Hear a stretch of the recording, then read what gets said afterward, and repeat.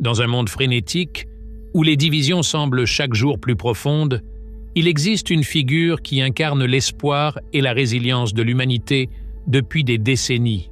C'est l'histoire de Tenzin Gyatso, le 14e Dalaï Lama, un homme qui a transformé la douleur en un pont vers l'amour et la compréhension universelle.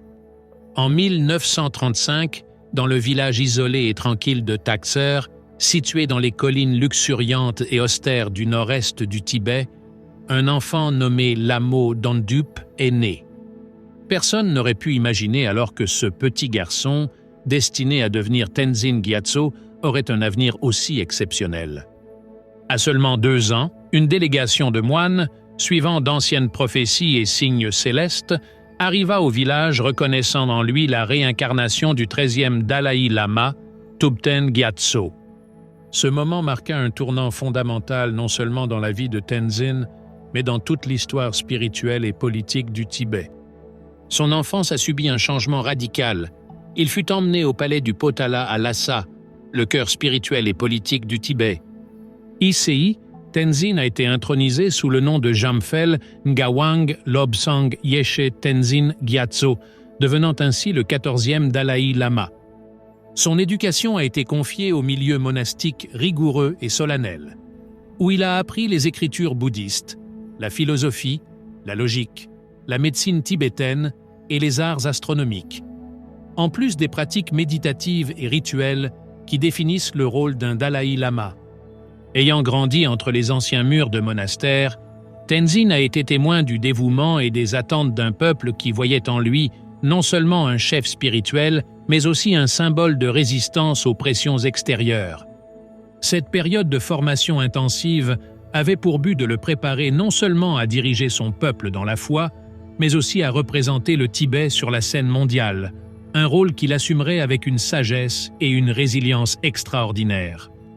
Sa jeunesse a été marquée par un sens aigu des responsabilités et un engagement précoce en faveur du bien-être et de la liberté de son peuple, caractéristiques qui ont défini sa vie et son travail jusqu'à aujourd'hui.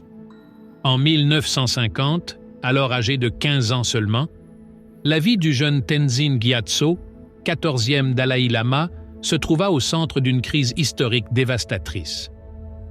Les troupes de l'armée populaire de libération chinoise ont traversé les frontières du Tibet, ouvrant la voie à une ère de tension et de confrontation qui allait ébranler les fondements mêmes de la nation tibétaine.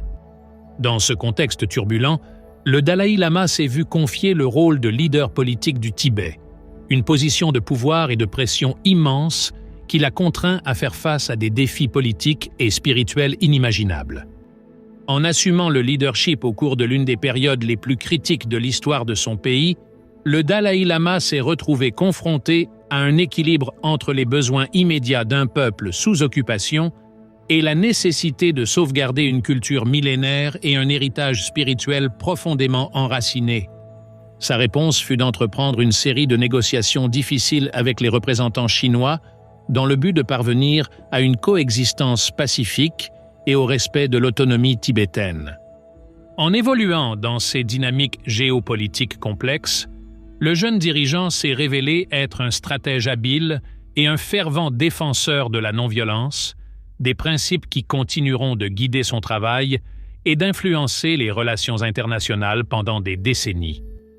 Face à la pression croissante et à la violente oppression dans son pays, le Dalaï Lama a choisi une réponse contraire à la haine et aux représailles, la non-violence et le dialogue. Cette décision n'était pas seulement un choix tactique, mais reflétait profondément ses valeurs spirituelles, enracinées dans la philosophie bouddhiste de compassion, de tolérance et d'amour universel. Il considérait ces principes non seulement comme essentiels à la survie de son peuple et à la préservation de son identité culturelle en cette période de crise extrême, mais aussi comme un message vital à partager avec le monde entier.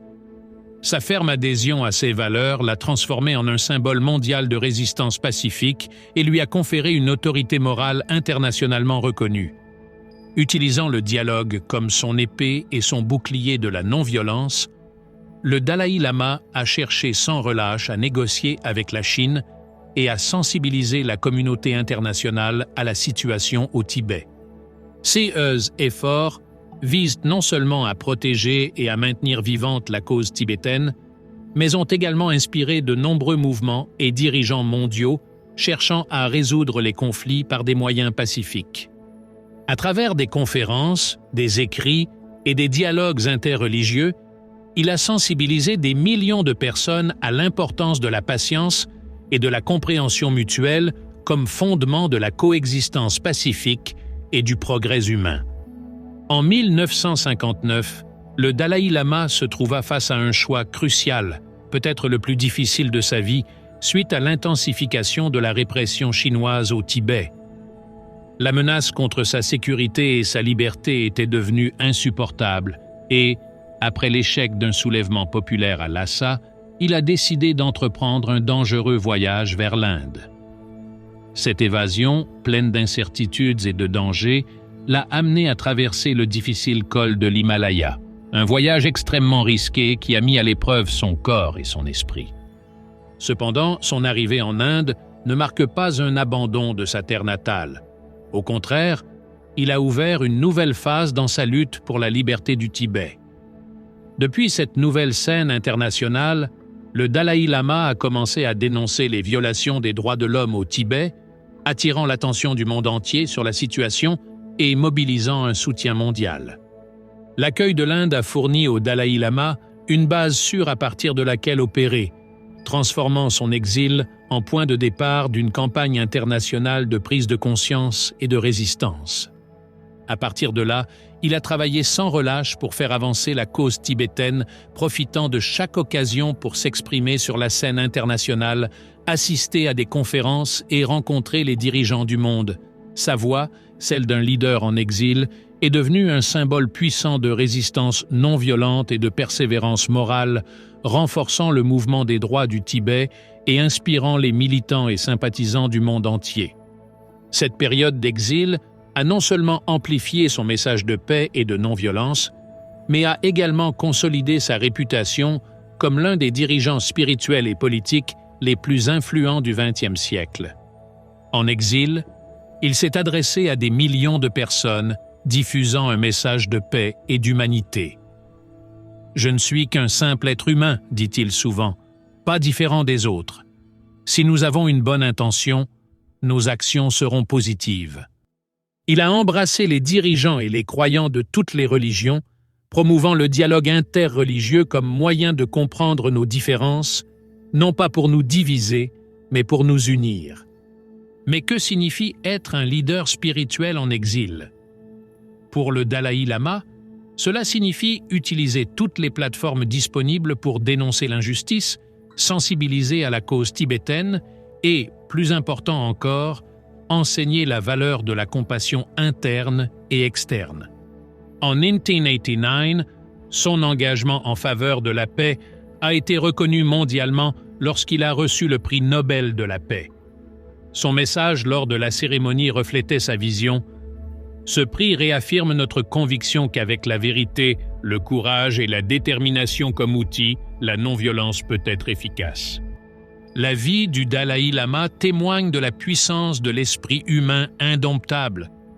Malgré ses épreuves et tribulations, il a conservé sa dignité, son humilité et, par-dessus tout, son engagement inébranlable envers la compassion et l'amour universel. Rejoignons cette voie d'espoir et d'action. Apprenons de sa sagesse et travaillons ensemble pour un monde de paix et de compréhension. Merci d'avoir participé à ce voyage d'inspiration et de réflexion.